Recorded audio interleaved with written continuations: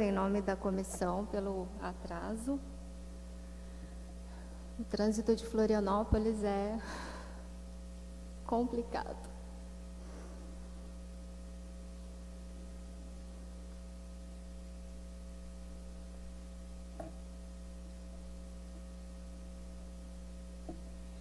Bom dia a todas e a todos. Dou-lhes as boas-vindas em nome da comissão organizadora do 11º Colóquio Internacional Michel Foucault.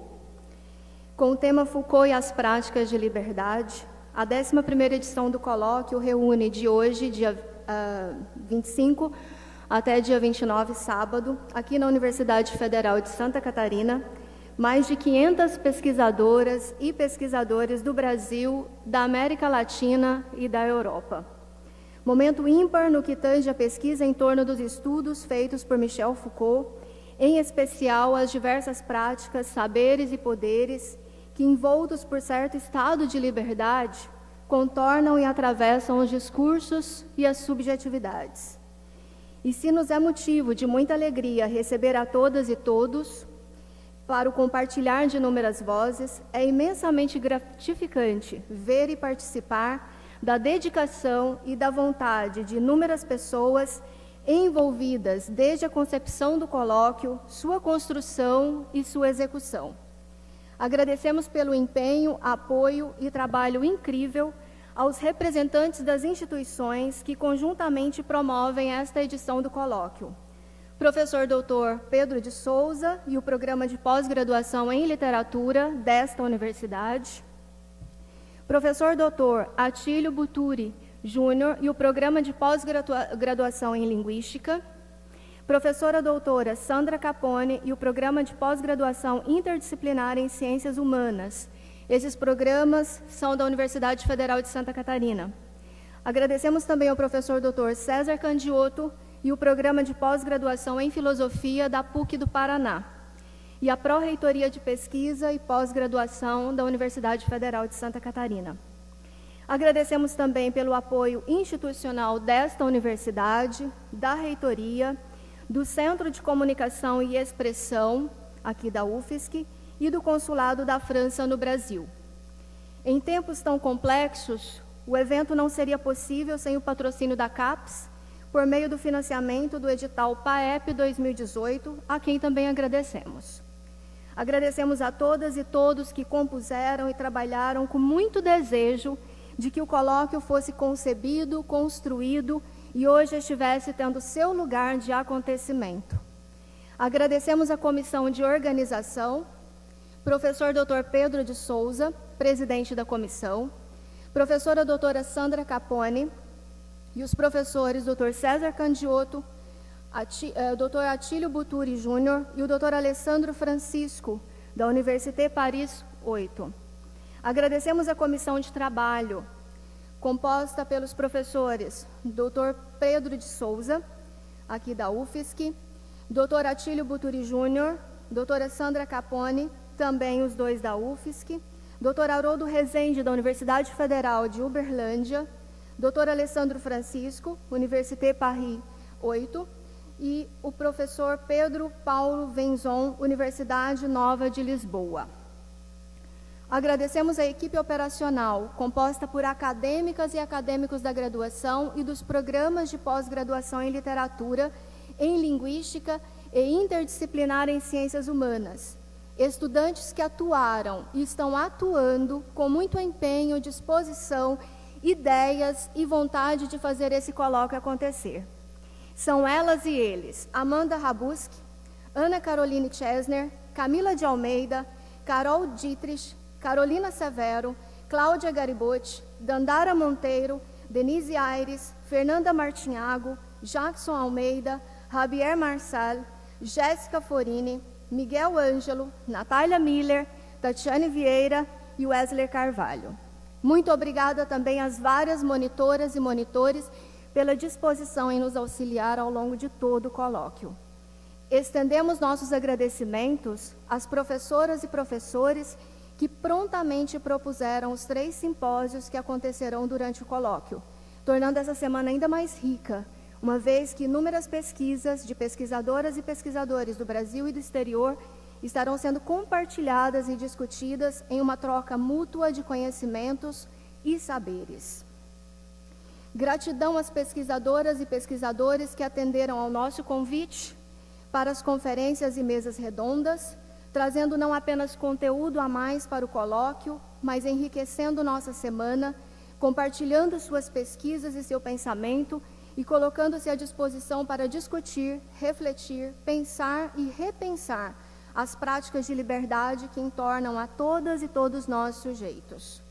E, finalmente, muito obrigada a todas e todos que se inscreveram e se dispuseram a estar, ao longo destes dias, não apenas prestigiando o evento, mas refletindo, expondo suas pesquisas e contribuindo para a construção de conhecimentos das mais diversas ordens a partir da obra de Michel Foucault. São mais de 100 inscritas e inscritos, com apresentação de trabalhos nos simpósios e outros inúmeros ouvintes. Muito obrigada. Em 1999, acontecia a primeira edição do Colóquio Internacional Michel Foucault. Desde então, foram 10 edições com os mais variados temas e vozes. E é nesse espírito de dar continuidade a essa teia discursiva, ampliando a trama que se tece em torno dos estudos de Michel Foucault e dos discursos, das práticas e dos acontecimentos do presente, que declaramos iniciado o 11º Colóquio Internacional Michel Foucault. Convido para compor a mesa a professora doutora professora Maria de Lourdes Alves Borges, secretária de Cultura e Arte, representando o professor doutor Ubaldo César Baltazar, reitor da Universidade Federal de Santa Catarina.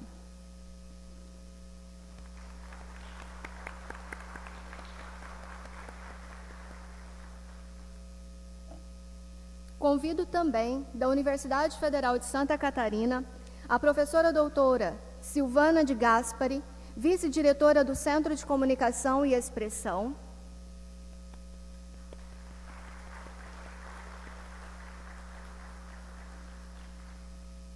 A professora doutora Patrícia Petterle, coordenadora do Programa de Pós-Graduação em Literatura. O professor doutor Atílio Buturi Júnior, coordenador do Programa de Pós-Graduação em Linguística.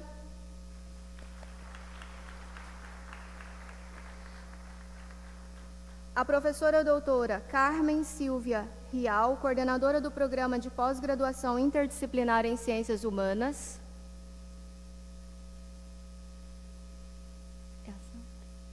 Eu quero pedir desculpas.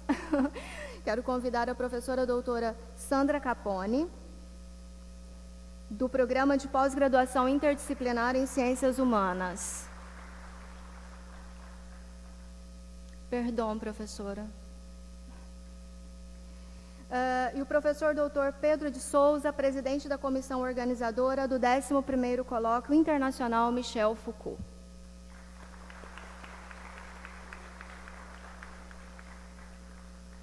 Passo a palavra à professora Maria de Lourdes Alves Borges, professora Silvana de Gaspari e o professor Pedro de Souza.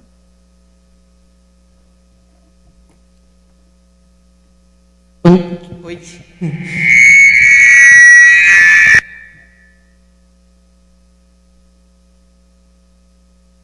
Bom dia a todos e a todas.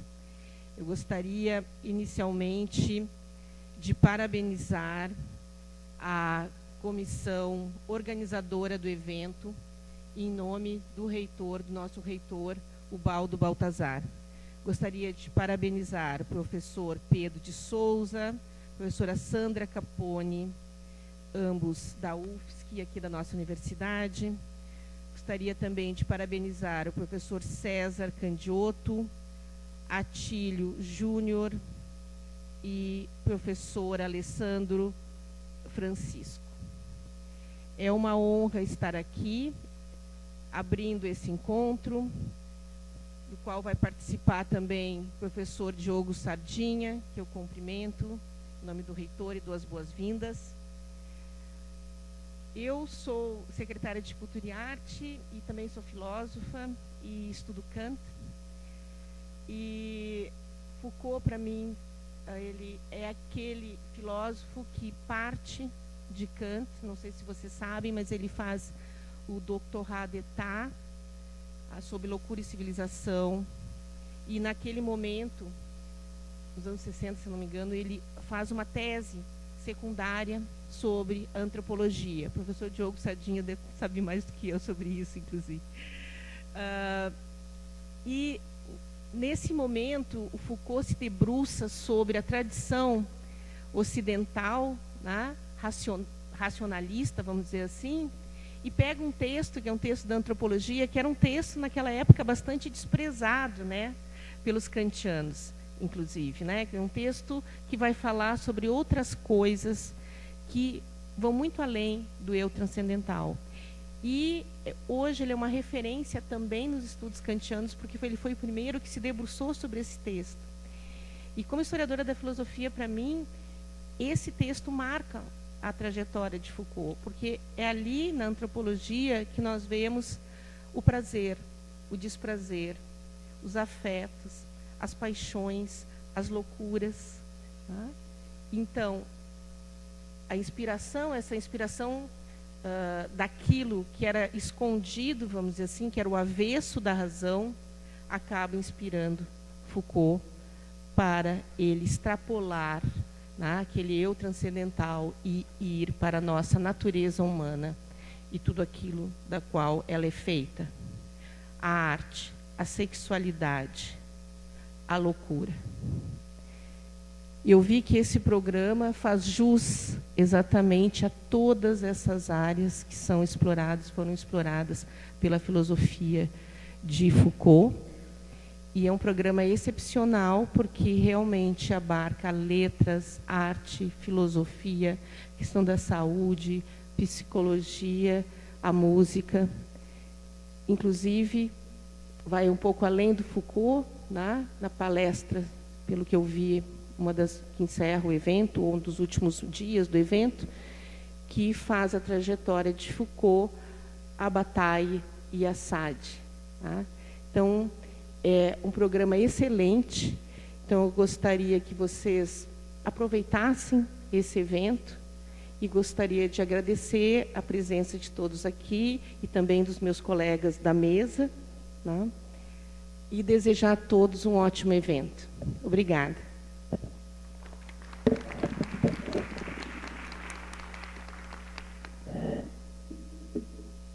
Passo a fala à professora doutora Silvana De Gaspari, vice-diretora do Centro de Comunicação e Expressão. Bom dia a todos. Eu gostaria de saudá-los em nome da direção do Centro de Comunicação e Expressão, agradecer aos organizadores deste evento, que está sendo recebido em Florianópolis pela primeira vez, né? O tamanho do evento já é uma coisa meio assustadora, mas que não intimidou os nossos colegas, muito queridos, particularmente a mim. Né? Para nós, enquanto centro, essas iniciativas são muito importantes, até porque acredito que todos saibam que a nossa universidade tem passado por situações muito difíceis, né? E essas situações mostram que a gente está vivo, está na batalha para conseguir continuar sendo uma das maiores universidades do Brasil e que a gente vai simplesmente, pela nossa força e pelo nosso desejo, sobreviver a tudo isso. De qualquer forma, eu, mais uma vez, me coloco à disposição para aquilo que vocês precisarem e vou ser muito breve. Agradeço a presença de todos, os convidados, os participantes, e espero que vocês se sintam muito bem na nossa universidade em Florianópolis. Obrigada. Passo a palavra à professora doutora Patrícia Petterle, coordenadora do Programa de Pós-Graduação em Literatura. Bom dia a todos. É com prazer que o Programa de Pós-Graduação em Literatura da UFSC participa da organização deste evento por meio do professor Pedro Souza, que possui uma intensa produção intelectual nessa área e no programa de literatura sempre busca, assim, talvez do nosso corpo docente, é o que mais busca essa relação mais direta com Foucault, né?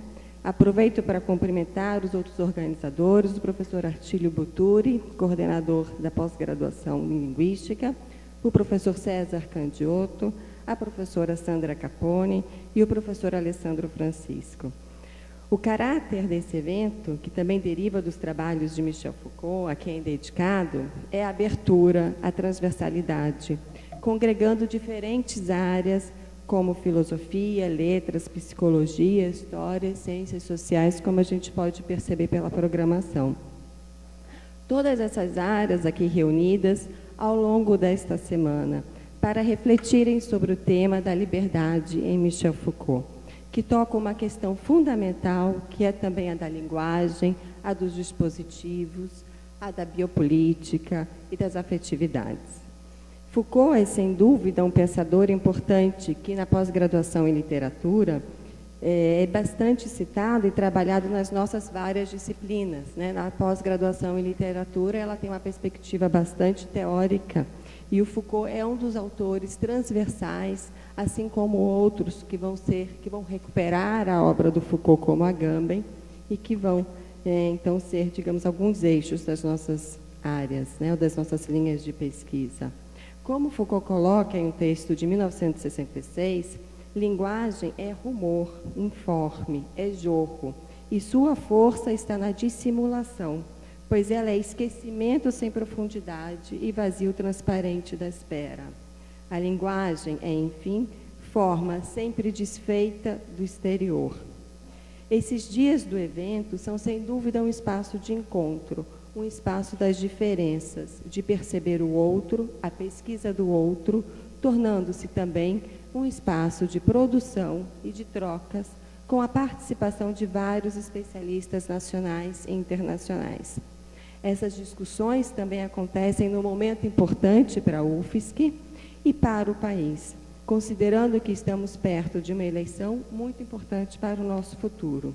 Desejo a todos um ótimo evento e deixo aqui registrado, mais uma vez, o meu agradecimento ao professor Pedro Souza. Obrigada.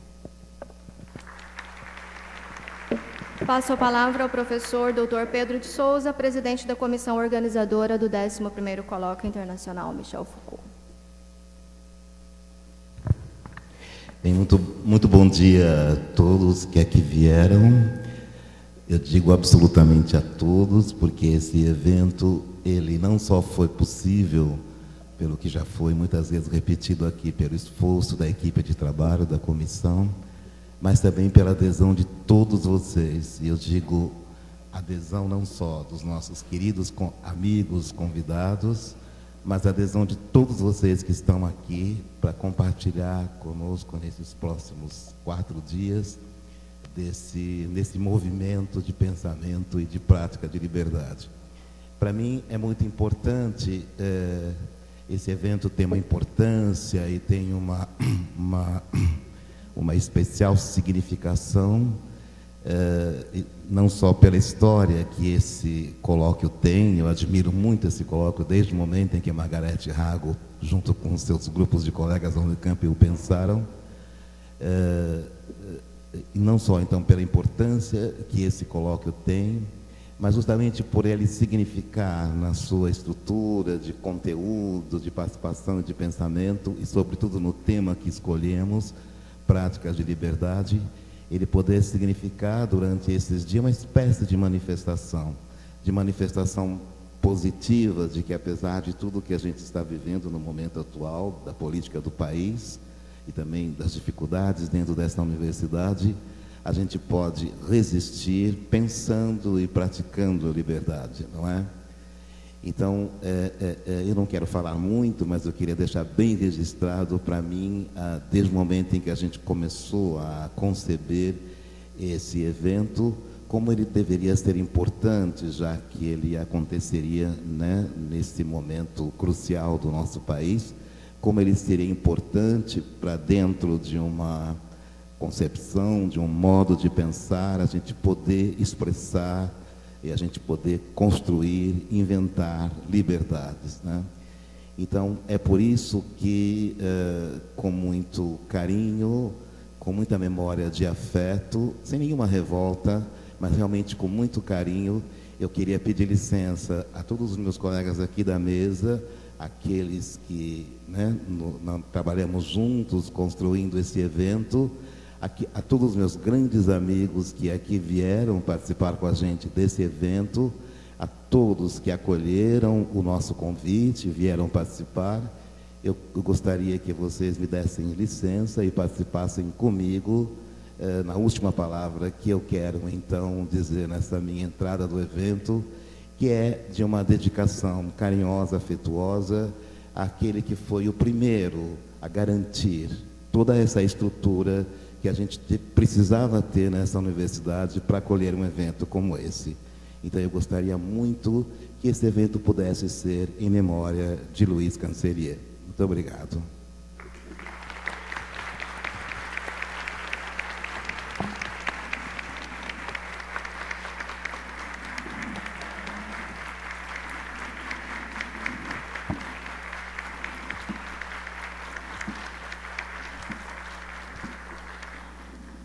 Agradecemos pela presença e participação das professoras e dos professores e os convido a ocuparem seus lugares no auditório.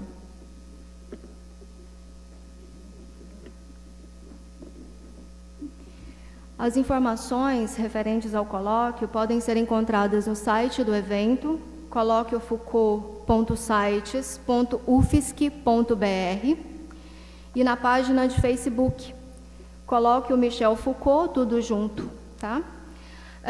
A página do colóquio no Facebook trará atualizações diárias. Então, por lá vocês acompanham tudo o que está acontecendo. Outras informações também estão disponíveis no caderno de programação, entregue aos participantes no credenciamento. E se você ainda não fez seu credenciamento, convidamos a fazê-lo ao término da conferência no saguão à direita do auditório. E comecemos as reflexões. Para isso estamos aqui. Para a nossa primeira conferência, intitulada O Último Foucault e seu Sistema de Liberdade, eu convido à mesa o professor doutor Diogo Sardinha, do Colégio Internacional de Filosofia em Paris.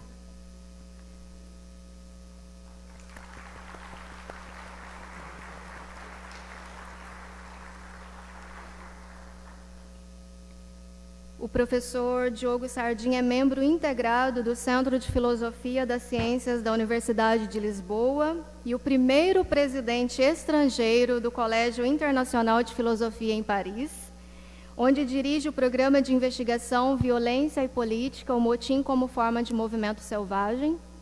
É doutor em Filosofia desde 2005 pela Universidade de Paris 10, em Nanterre, e é licenciado em Filosofia desde 1997 pela Universidade de Lisboa.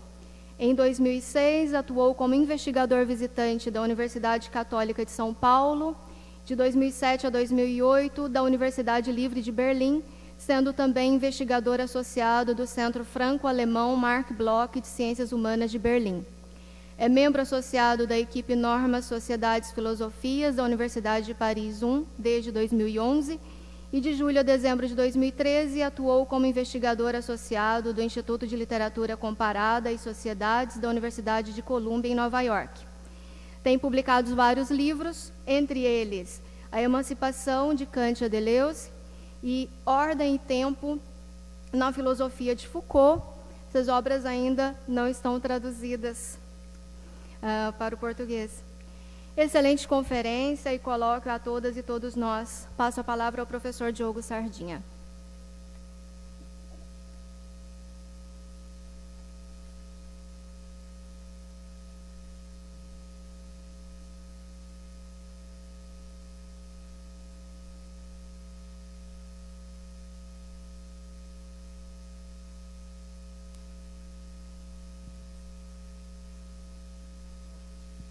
Bom dia a todos. Queridas e queridos colegas, queridos amigos, queridas amigas, não é a primeira vez que os organizadores do colóquio Michel Foucault me honram com o convite para fazer uma conferência inaugural. Eu gostaria, assim, de agradecer o convite para estar aqui hoje, saudar calorosamente toda a comissão organizadora na pessoa do seu presidente, o professor Pedro de Souza, e manifestar a profunda alegria que é para mim participar neste encontro com vocês. Trata-se de pensar as práticas de liberdade em Foucault.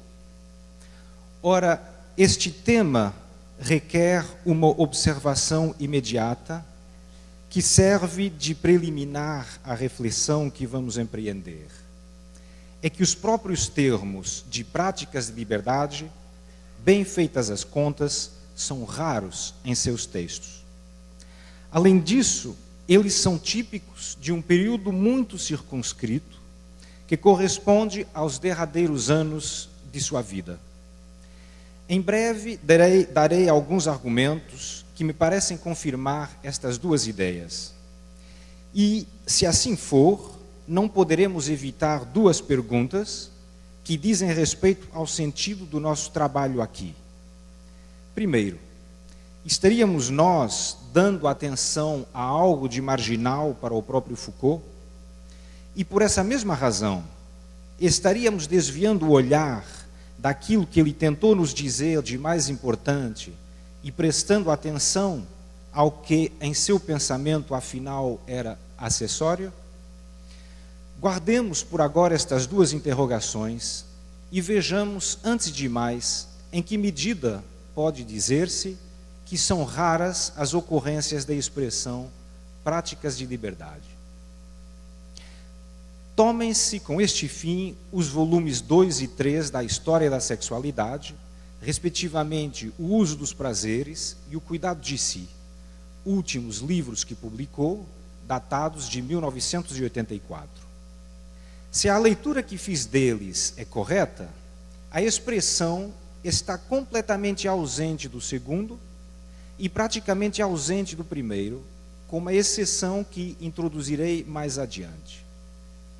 Claro que muitas vezes são mencionadas as práticas de si, de meditação, de prazer, as práticas de terapia, sexuais, de retiro, de ascese. Por seu turno, o termo liberdade marca também presença, por vezes num sentido que parece até contrariar a ideia que buscamos, quando se lê, no Uso dos Prazeres e a respeito da Grécia clássica, que, cito, embora se possa muito bem atribuir aos gregos uma grande liberdade de costumes, contudo, a representação dos atos sexuais que mostram em obras escritas parece ser marcada por uma grande reserva. Fim de citação. Talvez por isso, nenhum desses dois livros use a fórmula de práticas de liberdade. É que, neles, Foucault estuda menos a liberdade dos costumes que aquilo a que chama a grande reserva a que as práticas gregas e latinas estavam sujeitas quando descritas ou elaboradas nos tratados de ética. Que sucede com o quarto volume da História da Sexualidade? Conhecemo-lo agora, ele se intitula As Confissões da Carne. O estatuto desse texto é ligeiramente distinto do dos precedentes, visto que Foucault não deixou dele uma redação afinada e muito menos seu acordo para a impressão do volume. E, contudo, tampouco creio que apareça aí a fórmula práticas de liberdade. Uma vez mais, há de certo práticas, mas elas são, entre outras, cito, de direção e exame de consciência, da espiritualidade cristã, práticas de continência, ascéticas, de renúncia, etc. Aqueles que de entre nós já foram conduzidos a redigir e publicar um manuscrito resultante de um aturado trabalho de reflexão, sabem que as palavras pesam. Por isso mesmo, os autores pesam suas palavras. O exercício é diferente num curso, ainda que este esteja redigido. O uso das palavras é aí menos constrangido. E ele se torna ainda mais livre numa entrevista, mesmo que corrigida pelo entrevistado para fins de publicação. Então, admito que as obras redigidas no sentido forte da palavra e depois revistas por quem as escreveu, refletem mais diretamente o que poderíamos considerar como o pensamento do autor. Como vimos, nos livros de Foucault, não há a fórmula que nos interessa. E que dizem seus cursos? Em O Governo de Si e dos Outros, pronunciado em 1983, aparecem as expressões seguintes para descrever a parésia: exercício da liberdade e exercício perigoso da liberdade. Todavia, não aparece a de práticas de liberdade. O mesmo sucede no curso final, o do ano seguinte, A Coragem da Verdade. Por certo, esta sondagem terminológica não tem de forma alguma como objetivo de mostrar que o tema do nosso colóquio carece de pertinência. Porém, ela impede de afirmar simplesmente que Foucault é um teórico das práticas de liberdade, ou de o afirmar sem fazer algumas ressalvas e mediações. Sabemos que ele é, desde muito cedo, um pensador das práticas. E a partir do momento em que investe o domínio da ética, compreendida como relação de si consigo mesmo e de si com os outros, seu interesse pela noção de liberdade vai se ampliando. Entretanto, quanto às práticas de liberdade rigorosamente consideradas, temos de chegar ao último ano de sua vida para as vermos tematizadas como tal. E só então entendemos o que significam. Eis 4 exemplos extraídos de ditos e escritos publicados em 84. Primeiramente, na contribuição O que é o Esclarecimento, contribuição ao Foucault Reader de Paul Rabinow, lemos, cito, para a atitude de modernidade, o alto valor do presente é indissociável da obstinação em imaginá-lo de modo diferente do que ele é, e em transformá-lo, não destruindo, mas captando no que ele é.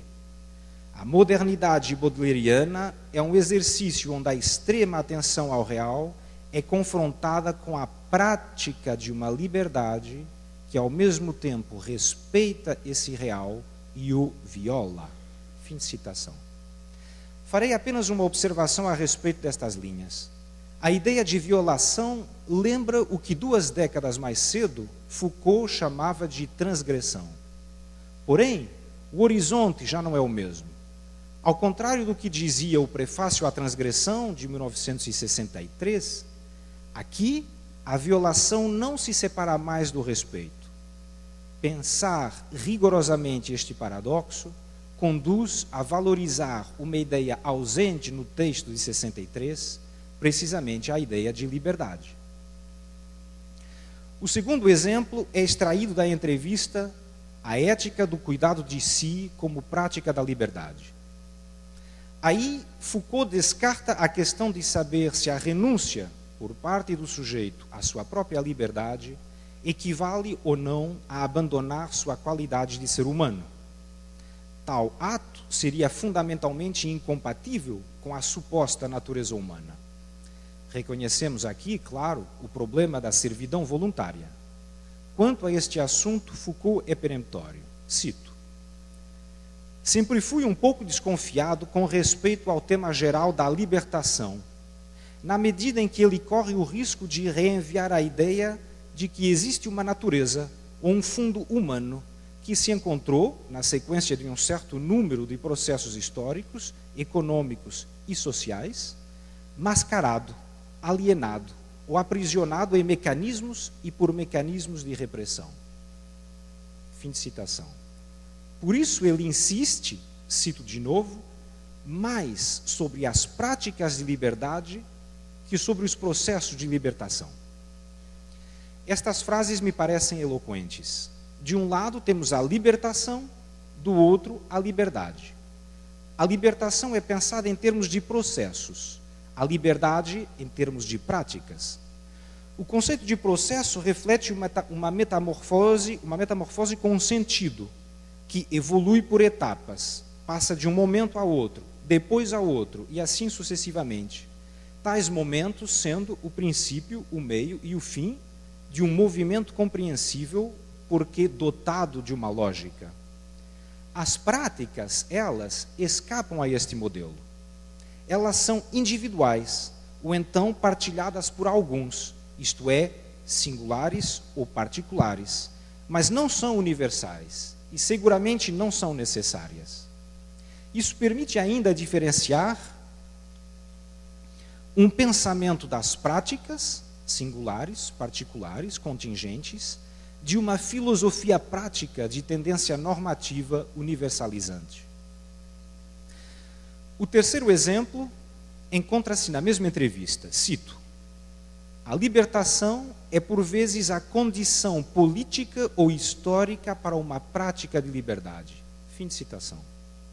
O exemplo, sabemos, é o da sexualidade, na qual, cito de novo, foi preciso um certo número de libertações com relação ao poder do macho para que novas questões e práticas tenham podido tomar forma.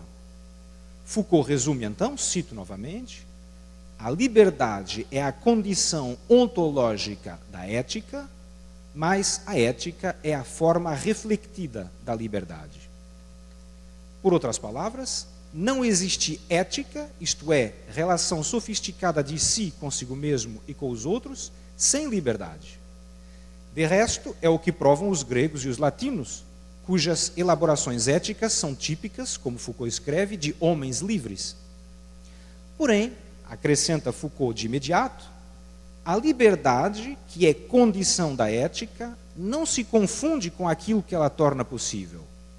Para que haja ética, a liberdade tem de ser refletida, em dois sentidos da palavra. Projetada por si mesmo sobre si mesmo, isto é, fletida por aquele que é livre sobre sua própria liberdade, e, segundo sentido, ela tem que ser pensada, amadurecida, ou seja, mediada e meditada. Assim se explica que nem todos os indivíduos livres desenvolvam preocupações e atitudes éticas, e que muitos se contentem em usufruir dessa liberdade, adotando apenas comportamentos superficiais. Enfim, quarto e último exemplo, colhido na entrevista Uma Estética da Existência. Trata-se da tensão entre o assujeitamento produzido pelas forças exteriores e a subjetivação tornada possível pela dobra da força sobre si mesma. Cito: o sujeito constitui-se através das práticas de assujeitamento ou, de maneira mais autônoma, através das práticas de libertação, de liberdade, como na antiguidade, a partir, bem entendido, de um certo número de regras, estilos, convenções que se encontram no meio cultural. Fim de citação. Haveria muito a dizer sobre esta fonte cultural da ética. Porém, neste momento, gostaria apenas de notar a flutuação terminológica patente nestas frases, em que a palavra libertação aparece como quase sinônimo de liberdade. Ou, talvez melhor, em que liberdade vem rapidamente corrigir o uso de libertação, termo que provoca em Foucault certo desconforto intelectual.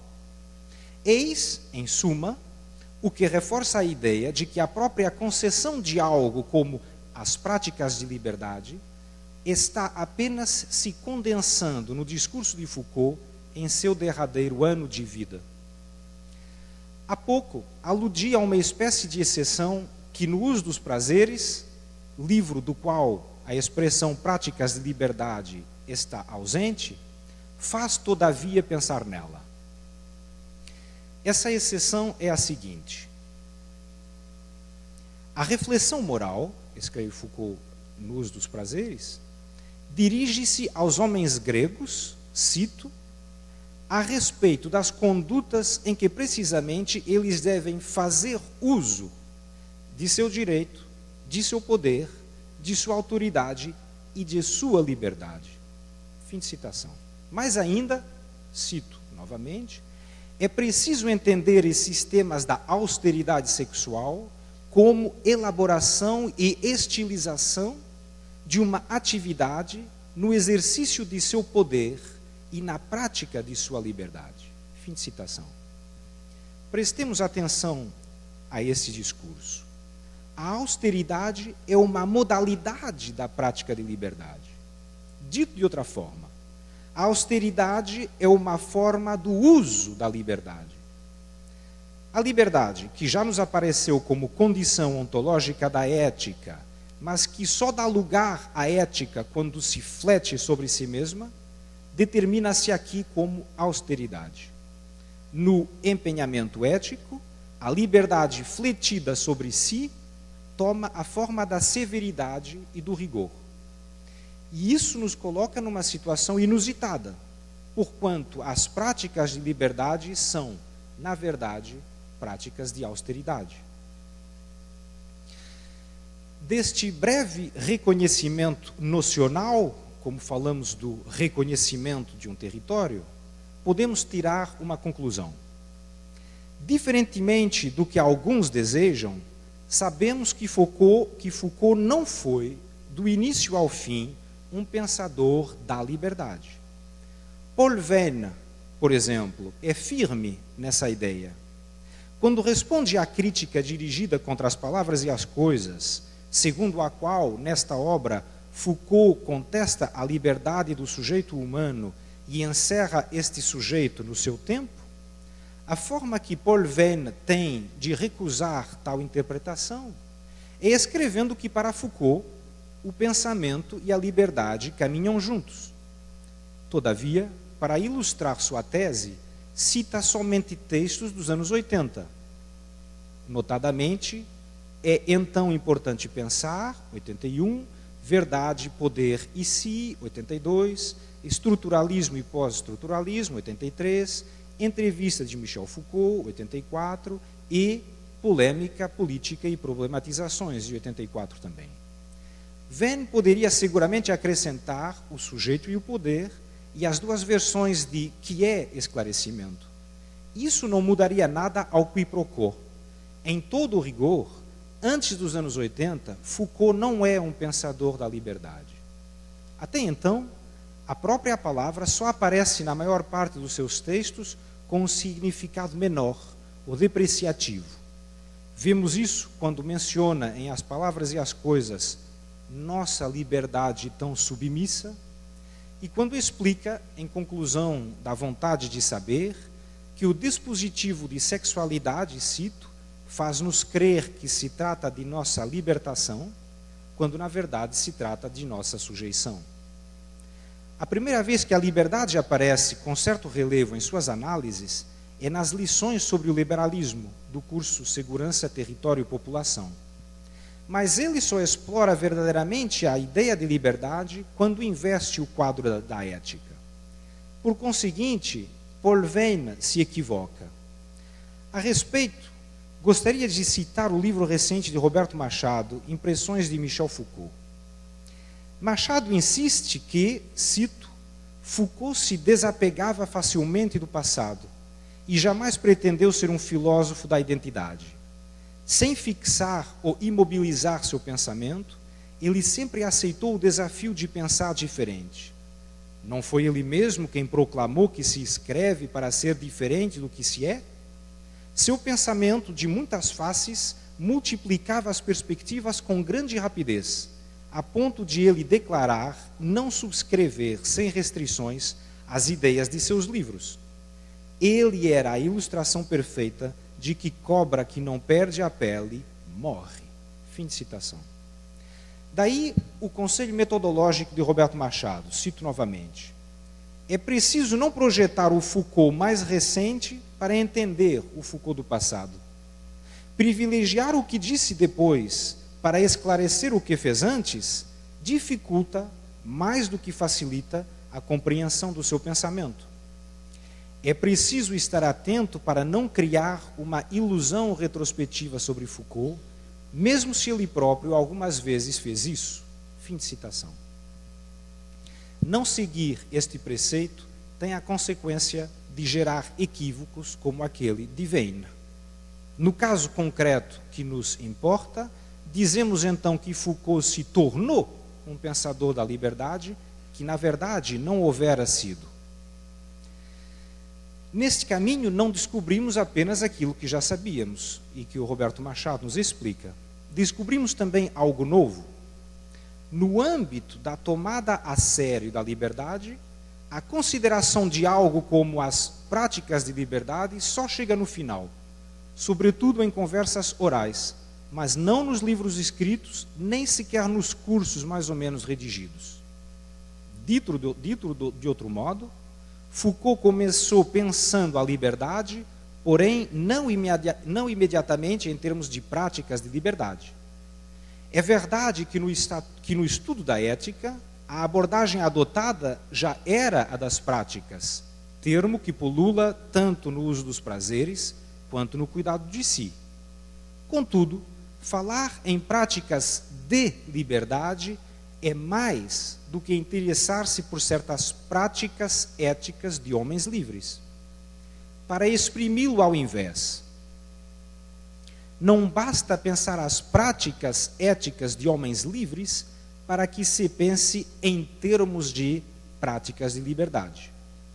Como acontece por vezes, também neste caso o todo, práticas de liberdade, é maior do que a soma das partes. Existe, por assim dizer, um salto qualitativo do primeiro estádio para o segundo. Se quisermos ser rigorosos, isso impede de dizer que a ética é o domínio das práticas de liberdade. Em abono da verdade, não foi isso que fez Foucault. O que ele fez foi, durante vários anos, investigar certas práticas, até que mais tarde começou considerando-as práticas de liberdade. Que, por exemplo, as práticas de austeridade sejam práticas de liberdade, foi uma síntese a que ele só procedeu a posteriori. É como que uma inferência decorrente de suas investigações, e não um ponto de partida. Agora, Foucault poderia ter inferido outra coisa, ele poderia ter utilizado outra expressão.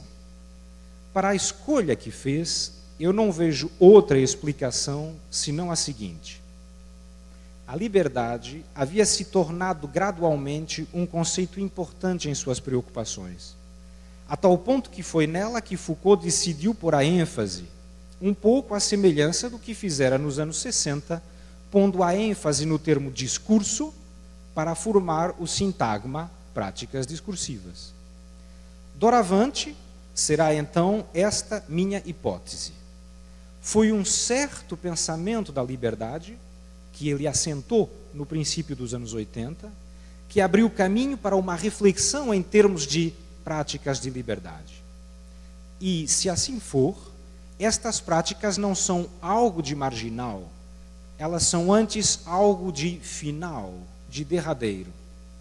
Há, por conseguinte, que prestar-lhes atenção, não porque elas sejam o mais central. Na verdade, a imagem do centro e da margem não é conveniente. As práticas de liberdade indicam um caminho e nos convidam a explorá-lo. Ao mesmo tempo, elas são como a ponta de um iceberg erguendo-se acima das águas, o extremo visível de um volume bem maior que a excede e que a sustém. Este volume é a inteligência Foucaultiana da liberdade. É ela que impõe-se examinar. Somos, então, conduzidos a uma pergunta. O que diz Foucault exatamente acerca da liberdade que o possa ter levado a conceber a expressão que nos interessa? E é a esta pergunta que tentarei responder agora. Nos anos 80, o estudo da ética torna-se um espaço privilegiado para a reflexão sobre a liberdade. Contrastando com as análises sobre a prisão, a penalidade, a punição e a disciplina, a ética abre um campo plenamente ocupado pela escolha livre de um novo sujeito. Em certo sentido, a base da ética é a ação do sujeito.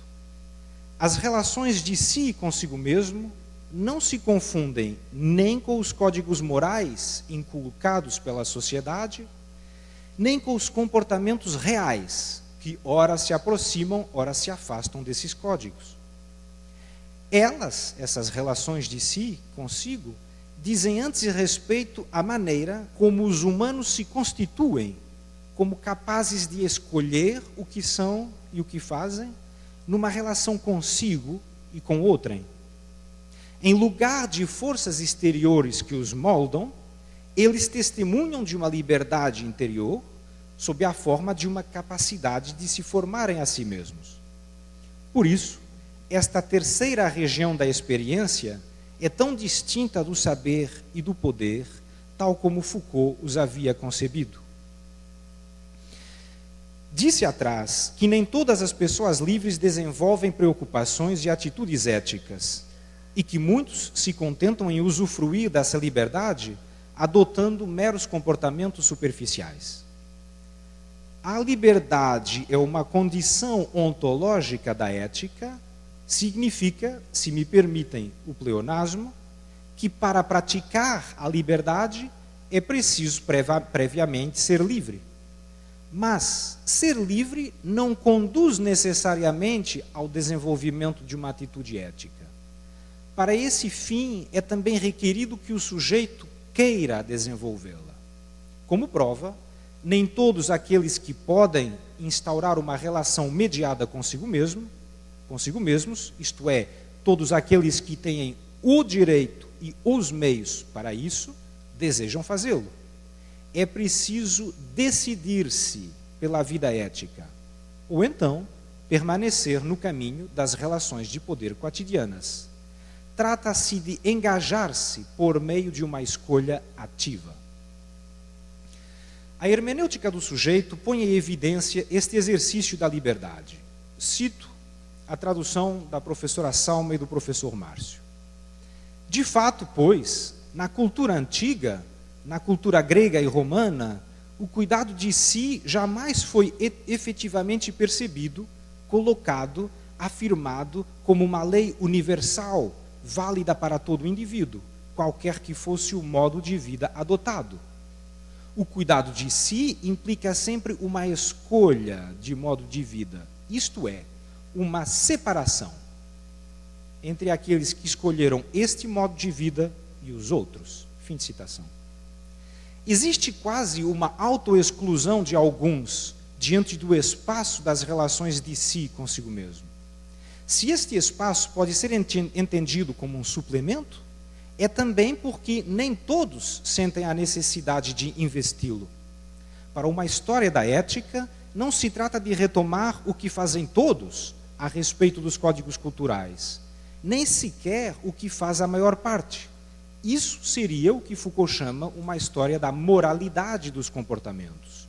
O importante é o que uma minoria inquieta concebe como seu modo de conduzir-se a partir destes códigos e para além deles. Assim, o papel primordial da escolha introduz dois modos de exercício da liberdade. Podemos abraçar a vida ética ou ficar fora dela. Esta alternativa, ausente das obras anteriores, cava uma distância entre duas possibilidades.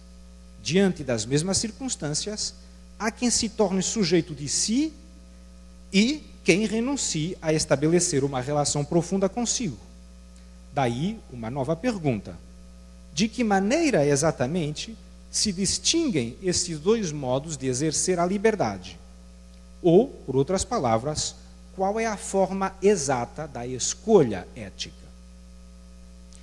Responderei muito esquematicamente a estas perguntas da forma seguinte. A escolha ética consiste, em parte, em separar-se de si mesmo. Recorro aqui a uma expressão do prefácio ao uso dos prazeres. E em outra parte, ela consiste em adotar uma certa austeridade. Dou um exemplo da separação de si, exemplo retirado, uma vez mais, da hermenêutica do sujeito. A análise trata de escritos de Sêneca, sobretudo as questões naturais e as cartas a Lucílio. Sua filosofia estoica concerne, cito então o curso de Foucault, a sua filosofia estoica concerne um movimento real do sujeito, movimento real da alma que assim se eleva acima do mundo e é arrancada das trevas. Trevas que são este mundo aqui debaixo. O objetivo deste deslocamento é menos o de dirigir o olhar para um além do sensível, que de voltá-lo para a superfície do mundo, de modo que ela seja vista sob uma nova perspectiva. O estoico permanece numa pura imanência, porquanto não se dirige nem se instala em, nova citação, o que seria uma outra realidade. Não se trata de deixar um mundo de aparências para atingir, enfim, uma esfera que seria a da verdade. Fim de citação. O olhar estoico nos coloca, cito de novo, em um ponto tal, ao mesmo tempo tão central e elevado, que possamos ver abaixo de nós a ordem global do mundo, ordem global da qual fazemos parte. Atinge-se assim uma visão do alto de si sobre si, que engloba o mundo de que se faz parte e que assegura assim a liberdade do sujeito nesse próprio mundo. Fim de citação. A importância destas observações é tanto maior quanto Foucault não hesita em considerar o tema, este tema do olhar elevado, uma das mais fundamentais formas de experiência espiritual encontradas na cultura ocidental. Depois deste desapego, depois deste exemplo do desapego de si, relembro um outro, dado atrás, respeitante a conjunção paradoxal da austeridade com a liberdade. Existe um preço a pagar pela emancipação que a ética propicia. Esse preço é uma austeridade profunda. E, com efeito, no uso dos prazeres e no cuidado de si, a austeridade aparece como uma condição sine qua non da relação consigo. Foi o que vimos com a citação acerca dos temas da austeridade sexual, como elaboração e estilização de uma atividade no exercício do seu poder e na prática de sua liberdade. Era assim a citação. Então, a partir do momento em que a relação consigo, engrenada com vista a uma emancipação, é concebida sob o modelo privilegiado da austeridade, entendida como o assujeitamento de si a si mesmo, talvez até como ascetismo, o suplemento ou a estilização ética torna-se ela também constringente. O luxo, é assim que Foucault fala da ética no uso dos prazeres, é intrinsecamente austero. A emancipação só pode ocorrer se um novo constrangimento for instaurado. Por outras palavras, a liberdade ética não tem outro sentido senão o de transformar-se em abstenção. A relação consigo só liberta o sujeito de um poder vindo de fora, na condição de submetê-lo a uma nova soberania, não menos vinculante, exercida por si sobre si. Esse é, em síntese, o preço a pagar para que se abra a via da subjetividade plena. Resumamos agora algumas ideias sobre o Estatuto da Ética, a natureza da escolha que ela envolve e, finalmente, o preço a pagar pela emancipação que ela possibilita. Neste último ponto, seria ilusório acreditar que, na ética, a liberdade finalmente reinaria sobre a experiência humana. O estudo de textos antigos não permite uma oposição simplista entre o caminho da submissão ao poder e o da emancipação. Ela antes nos traz diferentes tipos de assujeitamento. Primeiro, o do homem da vida moral corrente, que permanece sob os constrangimentos externos da vida em sociedade. Embora ele desfrute de liberdade para levar uma vida no campo da moralidade, ele não faz uso de sua liberdade no domínio da interioridade e fica, portanto, sempre dependente das relações exteriores a si. Segundo, o assujeitamento a si mesmo é a submissão a uma nova autoridade que é a do próprio sujeito, pois no caminho ético cada um se submete a princípios, preceitos e regras dos quais ele mesmo decide. a liberdade torna-se um assujeitamento de si, por si e a si. E, inversamente, esse assujeitamento é o símbolo de um novo exercício da liberdade. De modo que o significado do encontro entre austeridade e liberdade torna-se claro. É o da constituição de si por si, da colocação de uma estilística de existência, pela qual o sujeito aplica a si mesmo suas forças e capacidades criadoras. Mas daqui surge uma nova interrogação. Que compatibilidade pode existir entre essa afirmação da liberdade do sujeito ético e aquilo que tinha sido, na produção Foucaultiana dos anos 60 e 70, a privação de liberdade de que sofriam tanto o sujeito epistemológico quanto o sujeito de poder? Enfrentarei esta dificuldade tão rapidamente quanto possível. Para além da liberdade do sujeito, há que notar uma outra característica da ética enquanto terceiro domínio da experiência.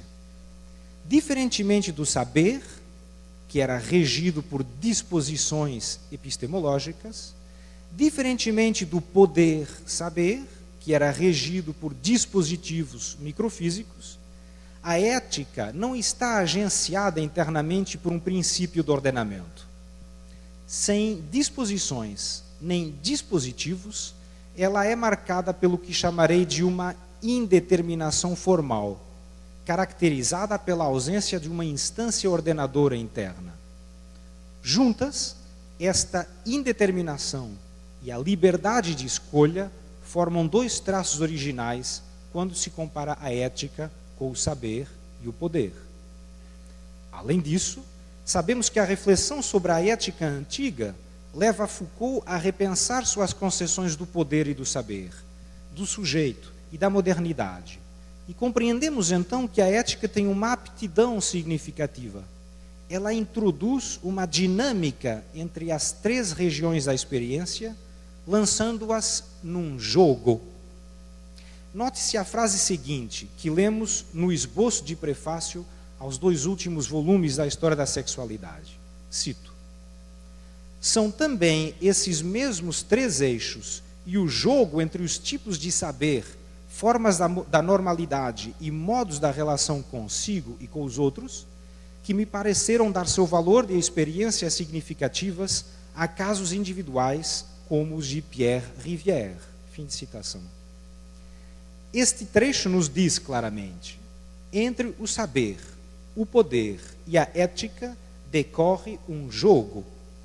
Aliás, jogo é uma palavra que se torna recorrente no Foucault dos anos 80, por exemplo, na expressão jogos de verdade. Infelizmente, não tenho tempo para me deter em cada aspecto principal da noção de jogo, mas um deles é capital lembrar. O jogo traz em si a possibilidade de uma dupla transformação. Transformação do real e transformação do próprio jogador.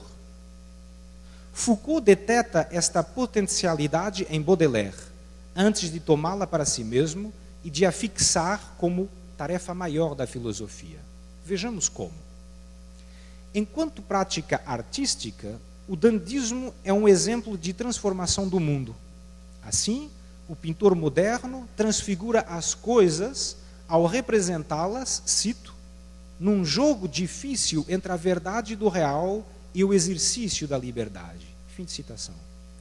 E aqui volto ao primeiro exemplo que dei acerca das práticas de liberdade. Como dizia a citação de O que é esclarecimento, o pintor se esforça por imaginar o real, cito novamente, de modo diferente do que ele é, e por transformá-lo, não destruindo, mas captando no que ele é. A modernidade baudeleriana é um exercício onde a extrema atenção ao real é confrontada com a prática de uma liberdade que ao mesmo tempo respeita este real e o viola. É a citação de há pouco. É então uma forma alternativa de buscar pela arte uma outra maneira de compreender e de se representar o mundo.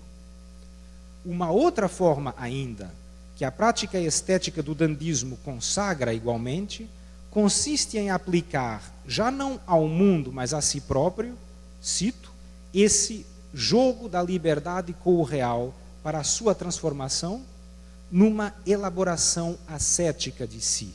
Fim de citação. Sabemos como Foucault faz sua essa ideia na introdução ao uso dos prazeres. Citação célebre: o ensaio, que é necessário entender como prova modificadora de si no jogo da verdade, e não como apropriação simplificadora de outrem para fins de comunicação, é o corpo vivo da filosofia. Fim de citação. Para os nossos intentos, podemos resumir em poucas palavras o que mais importa. Primeiro, a ética conduz Foucault a repensar suas concepções do poder e do saber e transforma poder e saber e ética em eixos. E segundo, entre estes eixos, ele nos diz que se desenrola um jogo. Me permitam que avance agora uma tese de forma um pouco abrupta, pois não sei como fazer de outro jeito. Por um lado, ela é necessária para que eu chegue ao fim do meu raciocínio, mas por outro lado, eu não posso justificá-la integralmente, visto o tempo de que disponho. Se desejarem, poderemos voltar a ela no debate. Essa tese é a seguinte: este jogo entre o saber, o poder e a ética pode ser considerado como um jogo livre, por duas razões. A primeira transparece da afirmação de Foucault, no esboço do prefácio aos 2 últimos volumes da História da Sexualidade, afirmação segundo a qual, cito, a importância relativa desses 3 eixos não é sempre a mesma em todas as formas da experiência. Fim de citação. Quer dizer, nenhum dos eixos exerce definitivamente a primazia sobre os outros, mas eles entram em acordo segundo proporções diferentes em cada forma da experiência. Por outras palavras, por vezes é o saber que exerce a primazia na relação, outras vezes o poder, outras vezes ainda a ética. A segunda razão para avançar que o jogo é livre é porque suas regras são suscetíveis de serem modificadas e até substituídas por outras. Cito Foucault numa entrevista de 84. Há sempre a possibilidade, num jogo de verdade dado, de descobrir outra coisa e de mudar mais ou menos tal regra, e algumas vezes até todo o conjunto do jogo de verdade. Fim de citação. Esta observação pode parecer paradoxal, pois um dos parâmetros que define um jogo é o facto que suas regras não mudam durante a partida. Se elas mudassem, o jogo pararia e um outro jogo começaria. O último Foucault pensa numa lógica diferente desta. Apenas outra breve citação a respeito do compositor Pierre Boulez. Cito: Boulez o mostrava ter a força de romper as regras no ato que as põe em jogo. Fim de citação. Em consequência, o resultado da aplicação das regras permanece indefinidamente aberto. Assim, a intricação dos 3 eixos indica uma atividade regrada, mas livre, porquanto se desenvolve num quadro em que elementos diversos disputam constantemente a primazia, por uma parte, e que, por outra parte, as regras do jogo podem ser modificadas no decurso da partida. Eis como o jogo atravessa e dinamiza os grandes eixos da experiência. Estamos aqui em 1984, ano ao qual pertencem todos ou quase todos os textos a que estou me referindo. Ou seja, tocamos as derradeiras pistas de trabalho de Foucault. Nestas circunstâncias, devemos recordar um ponto capital, quando ele explica em que consiste seu programa de pesquisas, a ontologia crítica e histórica de nós mesmos. Em O que é o Esclarecimento, lemos a este respeito, cito: este trabalho tem sua generalidade, sua sistematicidade, sua homogeneidade, e algo nele está em jogo. Fim de citação. Sua sistematicidade toca o que Foucault designa sucessivamente como os 3 grandes domínios, e os 3 eixos, saber, poder e ética, cito, de que é preciso analisar a especificidade e a intricação. Fim de citação. Esta busca pelo pensamento da intricação dos diferentes é um movimento quase natural, atendendo ao percurso anterior de Foucault. Nos anos 60, estudou o saber em sua autarcia. Já nos anos 70, combinou o saber com o poder. E, finalmente, este esforço se transmuda em necessidade de perscrutar o conjunto a que chama ético-epistemológico-político. Entendido como intricação, este conjunto é animado por uma dinâmica compreendida como jogo. Levaria algum tempo para mostrar o quanto esta forma de ver as coisas contrasta com aquela que ele próprio nos apresentou nas décadas anteriores. Me contento em dizer que este contraste é profundo e passo então à minha última tese rumo à conclusão. A intricação dinâmica e complexa dos 3 eixos da experiência pode ser apreendida como um sistema de liberdade. Não obstante eu saber que a palavra sistema é problemática, no meu argumento ela faz eco à ideia do próprio Foucault, segundo a qual a ontologia crítica e histórica de nós mesmos tem, entre outras determinações, sua sistematicidade. Aceito este princípio, em que consiste o sistema de liberdade? Primeiramente, trata-se de um sistema sujeito ao princípio do livre jogo entre os 3 eixos que o compõem. Este jogo é livre porque é suscitado por um domínio, a ética, que não apenas é desprovido de uma instância interna de ordenamento, mas é também marcado por uma liberdade fundamental, a liberdade de escolha do sujeito. Por outro lado, este jogo é livre porque ele é radicalmente aberto, uma vez que suas próprias regras estão em jogo. Isso não quer dizer que ele não está submetido a nenhuma regra e não se deve negligenciar, por voluntarismo, a existência de constrangimentos impostos pelos modos de ser do saber e do poder, isto é, pelas disposições, pelos dispositivos, mas também pelos códigos morais e sociais. Se o jogo é livre, é porque o estabelecimento de suas regras depende em parte de nós. Nós as damos a nós mesmos, individual e coletivamente. O sistema é, por conseguinte, atravessado por uma liberdade que não se submete a ele. Assim, o primeiro sentido em que o sistema pode ser dito de liberdade é que esta última é uma característica do sistema. A liberdade o trabalha a partir de dentro. Existe, contudo, uma segunda razão para o sistema ser chamado de liberdade. É que ele é orientado para a liberdade. Nesse sentido, a proposição de introduz uma nova condição sem a qual a sistematicidade não é teoricamente concebível. E o sistema do último Foucault só existe na medida em que serve à emancipação. Servir à emancipação significa 2 coisas e envolve 2 tarefas. A primeira é destrutiva, a segunda, criadora. Os estudos realizados no horizonte da sistematicidade constituem sempre uma história crítica, no sentido que a palavra tinha para Nietzsche. Esses estudos são uma destruição do nosso passado, que surge como o conjunto de condições contingentes e historicamente determinadas que nos levaram a nos constituir e nos reconhecer como sujeitos do que fazemos, pensamos e dizemos. A partir do momento em que essas condições são entendidas como regras mutáveis e não como leis, a ontologia crítica sistemática adquire um valor emancipatório.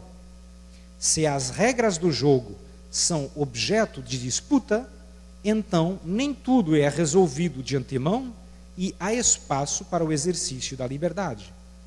Essa liberdade possibilita tanto as maneiras de exercer o poder, quanto os múltiplos caminhos do trabalho sobre si e sobre nós. Fiz este longo desvio para melhor alcançar o significado da expressão práticas de liberdade.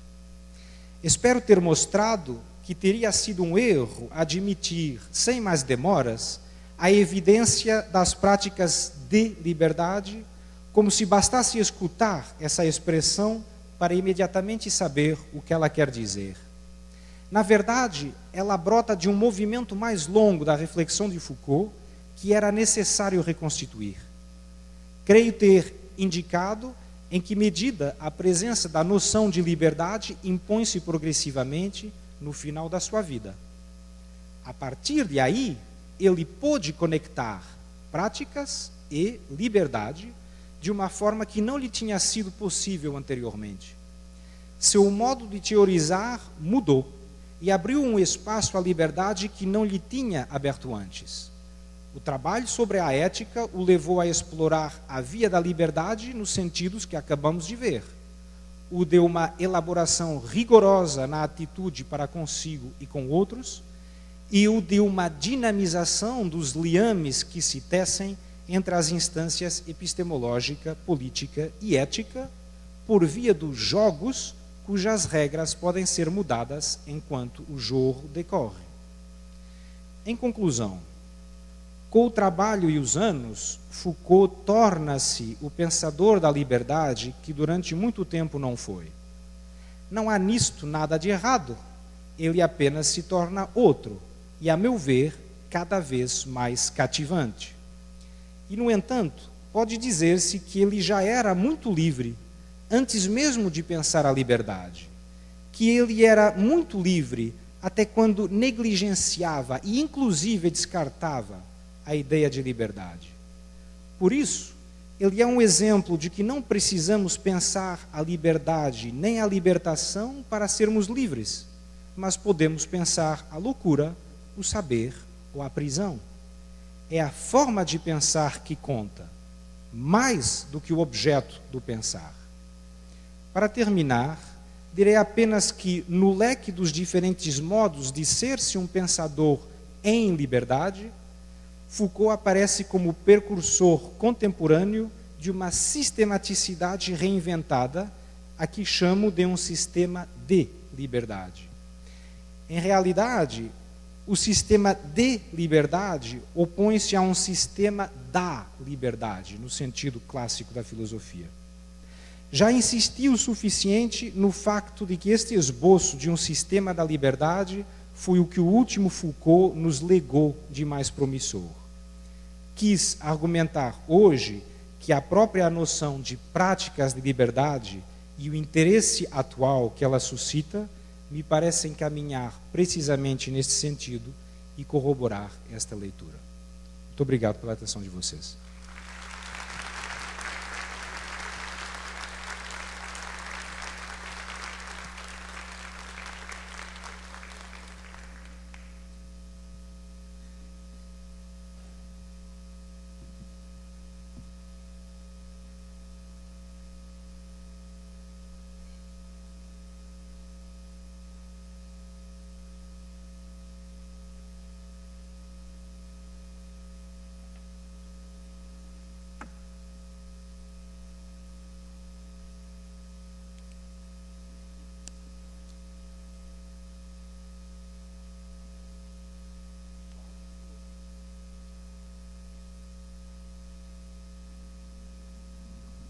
Aqui.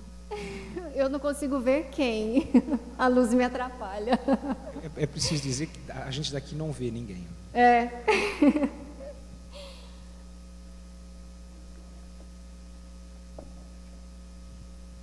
Diogo, elogiando muitíssimo o seu trabalho, eu senti falta de alguma abordagem da passagem da minoridade à maioridade, né? Da passagem da heteronomia à autonomia, como sendo uma das possibilidades de realização da liberdade.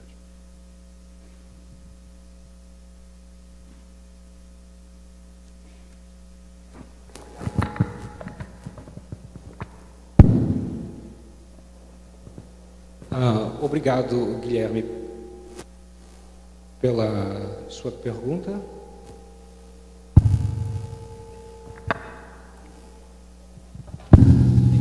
só desligar os que estão nas mãos dos monitores. Ixi. Acontece.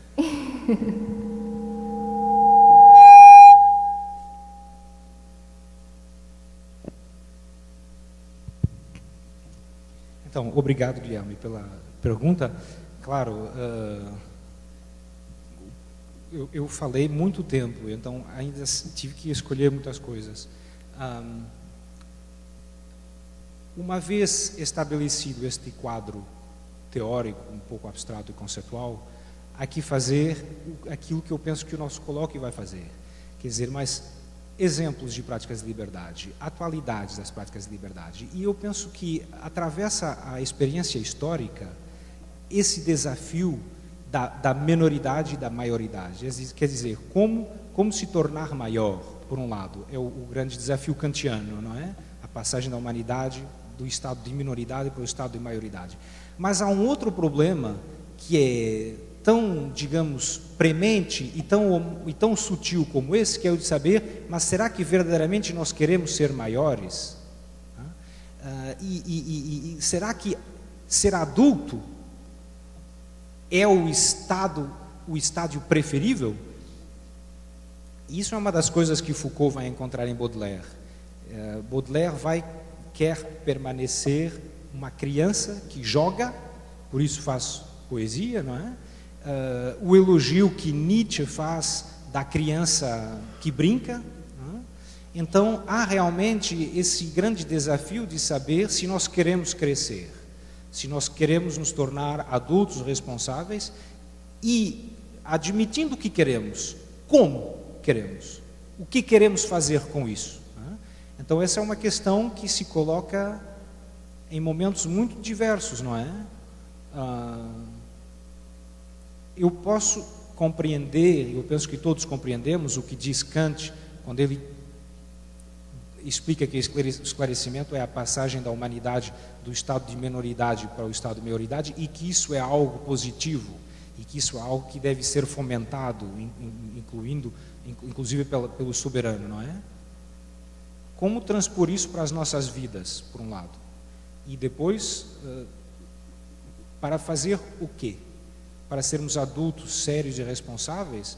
Ou para sermos adultos que brincam e que jogam e que fazem arte e que escapam, no fundo, às regras da sociedade tal como elas nos são quase impostas?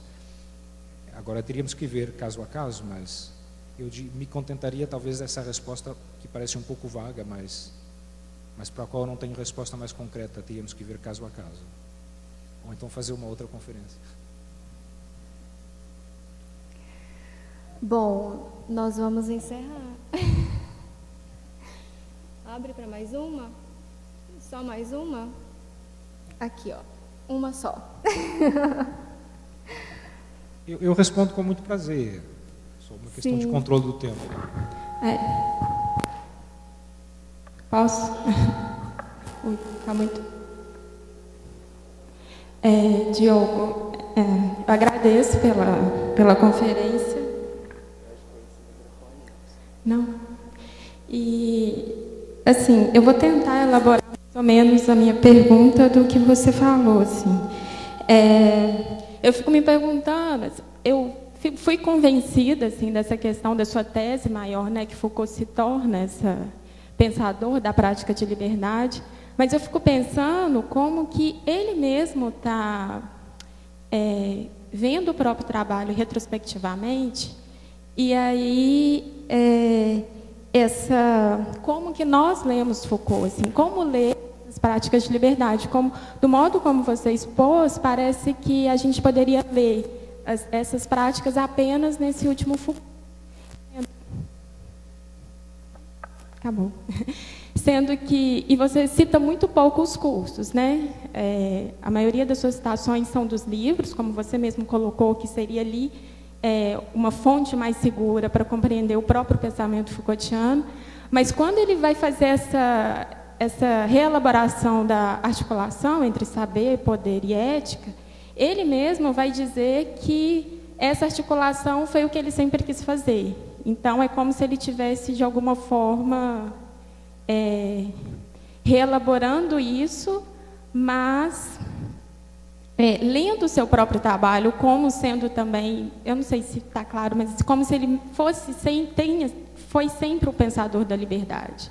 Não sei se está clara a minha pergunta, mas assim, como que a gente lê Foucault a partir dessa tese de que essa prática ela só aparece no último Foucault, sendo que ele mesmo, ao reelaborar e dizer o que ele sempre fez, ele coloca essa questão da liberdade muito presente. Assim. Mas é claro que isso aparece nos cursos, né? Não aparece nas obras. É isso. Obrigada.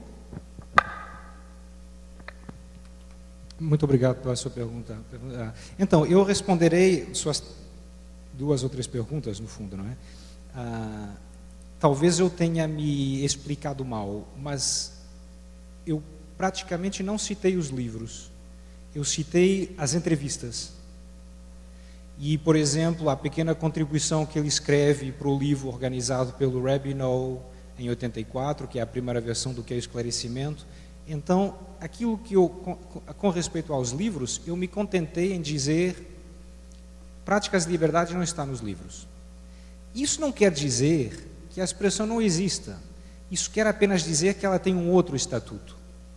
São coisas que o Foucault não está apresentando. O que você faz num livro? Num livro você apresenta um trabalho que fez. O que você faz numa entrevista? No caso do Foucault, ele está indicando novas pistas. Ele está indicando aquilo que está preocupando ele naquele momento. E é nessas ocasiões que ele diz práticas de liberdade, práticas de liberdade. Então, quer dizer, é algo de muito recente. Por isso, eu não posso citar os livros, porque nos livros não vem. Eu citei várias entrevistas, vários textos, todos de 84, com uma exceção que é uma entrevista de 83, um texto de 83. Bom, isso não muda a importância da palavra, mas muda aquilo que o contexto onde a palavra aparece nos diz. Quer dizer, ele está descobrindo alguma coisa. E a minha proposta é, tomemos a sério o fato que ele está descobrindo alguma coisa. Essas práticas de liberdade, a ideia mesma, não é uma conclusão a que ele chegou, é uma pista que ele vai querer explorar. E não explora mais porque morre, não é? Bom, a segunda questão é... aí ele diz, sim, o que eu sempre quis fazer foi a intersecção. Por isso é que eu citei o Roberto Machado. Diz, não caia nesse erro. Não é porque o Foucault diz que ele sempre quis fazer que você tem que acreditar no Foucault. A sugestão do Roberto Machado, e me parece sensata e, sobretudo, me parece produtiva, é dizer, não, ele está dizendo aquilo que está dizendo agora, e mesmo que ele diga que ele sempre quis fazer o mesmo, você que está lendo, faça como se ele não tivesse querido fazer o mesmo. No fundo, é aquilo que o Foucault diz, o que importa não é localizar o que sempre foi o mesmo na história, o que importa localizar é o acontecimento, é o surgimento da diferença. Então, aparece um Foucault muito mais rico quando você diz, ele mudou, e ele descobriu isto assim, assim. E quando ele descobre, o que ele vai fazer é, ele vai retomar os mesmos problemas a uma nova luz, sob uma nova luz. Quando ele escreve, quando ele dá o curso sobre os anormais, ou o poder psiquiátrico, ele está voltando aos mesmos problemas da história da loucura, mas ele está dando uma nova luz a esses problemas. É essa novidade que me parece ser importante pôr em evidência, mais do que uma boa velha continuidade. No fundo, o Foucault sempre quis fazer interseção, no fundo, ele sempre pensou no sujeito. Sejamos Foucaultianos a respeito do Foucault. Descubramos não onde estão as rupturas, talvez isso não faça sentido, mas onde estão os cambiantes. E quando descobrimos os cambiantes, então podemos circunscrever melhor o sentido do trabalho dele.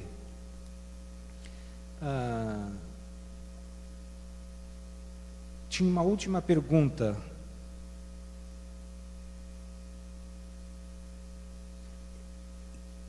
Que seria, no fundo, repare, eu fiz essa fala, porque é a fala de abertura. Então eu pensei, bom, é importante dar algumas referências de onde vem a expressão, mas agora que esse trabalho chato está feito, o mais interessante vai acontecer, que é como esquecer que a ideia de práticas de liberdade aparece no final de Foucault e projetá-la não apenas sobre o que Foucault escreveu e fez antes, como projetá-la sobre o que está acontecendo no mundo hoje. Em que medida nós hoje podemos localizar e tematizar coisas a que podemos chamar práticas de liberdade, nas quais Foucault talvez não tenha pensado, ou nas quais pensou de outra forma. Esse é o trabalho do colóquio. E eu estou muito feliz de poder assistir e de poder participar a essas descobertas, a essas problematizações.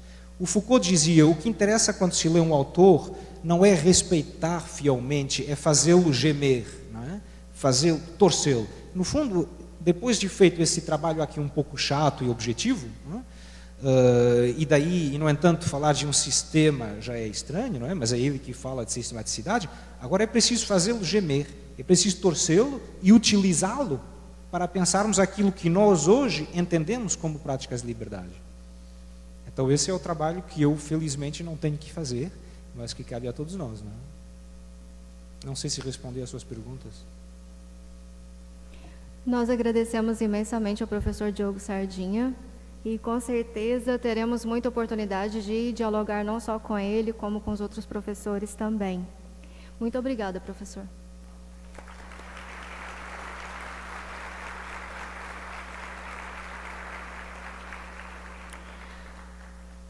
Bom, vamos à agenda do dia.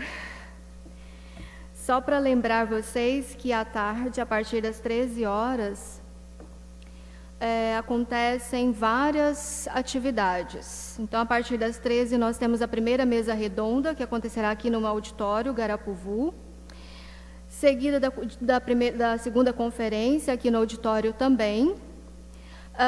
Às 16h15 começam os simpósios, que vão acontecer nas salas imediatamente à frente do auditório, no auditório Henrique Fontes do CCE, mini auditório e sala multiuso do CFH. Outro lembrete importante é que o Centro de Eventos está transmitindo toda a programação, sendo possível acompanhar via internet. Os links estão sendo disponibilizados no perfil do colóquio no Facebook. Lembramos também da importância de assinar as listas de presença em todas as atividades, o que inclui a conferência desta manhã. E o último lembrete é que o restaurante Versar Gastronomia, nas proximidades do campus, está oferecendo 10% de desconto a quem apresentar o crachá do colóquio. Acho que eu falei tudo dos lembretes. É verdade. O professor Diogo Sardinha ministrará na próxima semana, na terça e na quarta-feira da próxima semana, um minicurso, cuja temática é o Michel Foucault. E essas informações sobre o minicurso, inscrições, onde acontecerá, horários e tudo, estão no site do evento, tá? Do colóquio. É só vocês darem uma olhadinha lá. Tá bom? Muito obrigada, bom almoço para todas e todos. E estamos aqui às 13 horas.